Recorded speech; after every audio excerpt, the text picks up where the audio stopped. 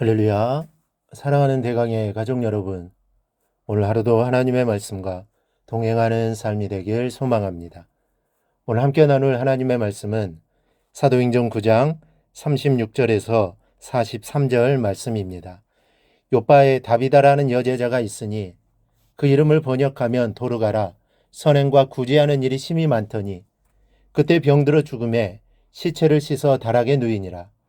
루다가 요바에서 가까운지라 제자들이 베드로가 거기 있음을 듣고 두 사람을 보내어 지체 말고 와달라고 간청하여 베드로가 일어나 그들과 함께 가서 이르매 그들이 데리고 다락방에 올라가니 모든 가부가 베드로 곁에 서서 울며 도르가가 그들과 함께 있을 때에 지은 속옷과 겉옷을 다 내보이거늘 베드로가 사람을 다 내보내고 무릎을 꿇고 기도하고 돌이켜 시체를 향하여 이르되 다비다에 일어나라 하니 그가 눈을 떠 베드로를 보고 일어나 앉는지라. 베드로가 손을 내밀어 일으키고 성도들과 가부들을 불러들어 그가 살아난 것을 보이니 온 요빠 사람이 알고 많은 사람이 주를 믿더라. 베드로가 요빠에 여러 날 있어 시몬이라는 무두장이의 집에서 머무니라. 아멘. 화급을 다툰다라는 말이 있습니다. 그만큼 일이 중요하고 긴급할 때 화급을 다툰다고 합니다. 우리 사람의 인생살이도 그렇습니다. 우리 사람의 인생살이가 유유히 강물을 흐르듯하면 이 얼마나 좋겠습니까? 그런데 흐르다 보면 물길이 가로막혀 한 발짝도 전진하지 못한 채 제자리 걸음을 할 때도 있는가 하면 갑자기 급류가 되기도 하는 게 인생살이입니다. 그러다 보니 사람의 일에는 급한 일이 있고 천천히 해도 되는 일이 있기 마련입니다. 그리고 조그만 일은 빨리 해결되기를 바라는 게 인지상정입니다. 믿음을 갖고 있어도 이런 점은 다를 것이 없습니다. 신앙생활에 어디 세상을 벗어나서 저 하늘 위에 떠 있는 인공위성이나 외계의 별이나 깊은 바닷속에서 따로 떨어져 하는 것입니까? 아닙니다.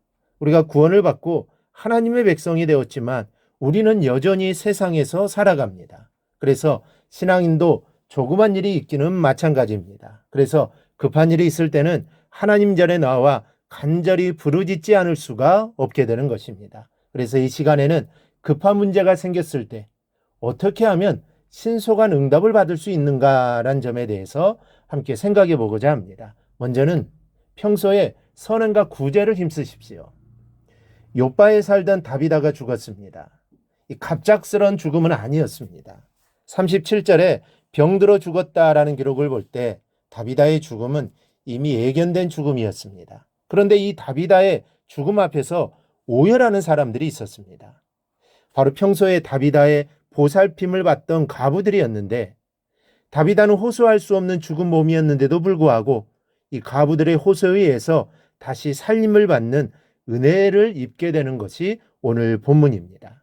그 이유를 36절에서 알 수 있습니다. 선행과 구제하는 일이 심히 많더니 이 다비다는 생전에 선행과 구제하는 일을 많이 했다는 것입니다. 여러분, 남을 돕는 일이 많을수록 나를 돕는 사람도 많아집니다. 내가 해결할 수 없는 문제, 정말 급한 문제, 심지어는 내가 모르고 있는 내 문제까지도 자신도 모르는 사이에 도움을 받게 됩니다. 사람들은 남을 도울 때는 힘이 있어야 한다고 생각합니다. 또 돈이 있어야 남을 도울 수 있는 것 아니냐는 것입니다. 그러나 이런 생각은 잘못된 생각입니다. 오늘 성경을 보십시오. 다비다가 부자라는 기록이 있습니까? 그가 돈으로 옷을 사서 구제했습니까? 돈으로 선행을 베풀었습니까? 39절 하반절을 보면 이렇게 말합니다. 도르가가 그들과 함께 있을 때 지은 속옷과 겉옷을 다 내보이거늘. 다비다가 가부들을 도운 방법은 돈으로가 아니었습니다. 돈으로 옷을 사서 입힌 것이 아니라 손수 속옷과 겉옷을 지어 입혔다고 했습니다. 돈이 없어도 마음만 있으면 선행과 구제는 얼마든지 할 수 있다는 증거입니다. 여러분, 믿음 안에서 선행과 구제에 힘쓰기를 바랍니다. 선행과 구제는 내게 해결할 수 없고 호소할 수 없는 문제까지도 신속히 해결받은 은혜의 열쇠인 것입니다. 그러니 믿는 자는 선행과 구제에 힘써야 하는 것입니다. 또 하나는 중요한 사람이 되십시오. 이 가부들이 베드로에게 호소한 것은 다비다에게 은혜를 입은 외에 다비다가 없으면 견딜 수 없는 사람들이었기 때문입니다. 그만큼 다비다는 그들에게 없어서는 안 될 중요한 인물이었습니다. 여러분에게도 여러분의 자리가 있을 겁니다. 부모의 자리, 또 아내와 남편의 자리, 또 직장에서의 자리, 이웃에서의 자리 등등 많은 삶의 자리들이 있습니다. 중요한 사람이 되라는 것은 이러한 자리에서 중요한 사람이 되라는 말씀입니다. 없으면 못 살 것 같은 부모, 없으면 못 살 것 같은 아내와 남편이 돼 보십시오. 내게 문제가 생겼을 때 자녀들이 아내나 남편이 수수방광만 하고 있겠습니까? 아닐 겁니다. 발벗고 나설 것입니다. 여러분, 세상살이 제 할 탓이라고 했습니다.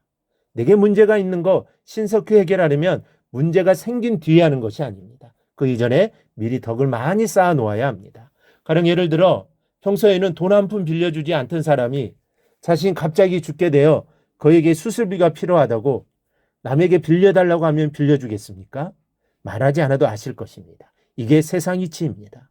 하나님께서도 믿음 안에서 덕을 쌓는 사람과 덕이 없는 사람과는 구별을 두신다는 사실을 아시기 바랍니다. 덕이 있는 사람에게 그 주변의 사람들을 통하여 구하지 못하는 것까지 신속한 은혜를 내려주시는 것입니다. 그러므로 하나님의 지체 없는 은혜를 받는 방법이 무엇입니까?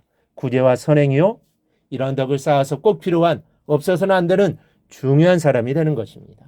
그러면 내게 무슨 문제가 생겼을 때 사람들이 팔을 걷어붙이고 나서줍니다. 하나님이 신속히 배후에서 역사하시기 때문입니다. 그러므로 문제가 있을 때 힘들다고 하나님께 하소연만 하지 말고 오늘 다비다처럼 구할 수 없는 중에도 구함을 받고 은혜를 받는 성도들이 되시기를 바랍니다. 그러기 위해서는 오늘 다비다와 같은 삶을 살아야 합니다.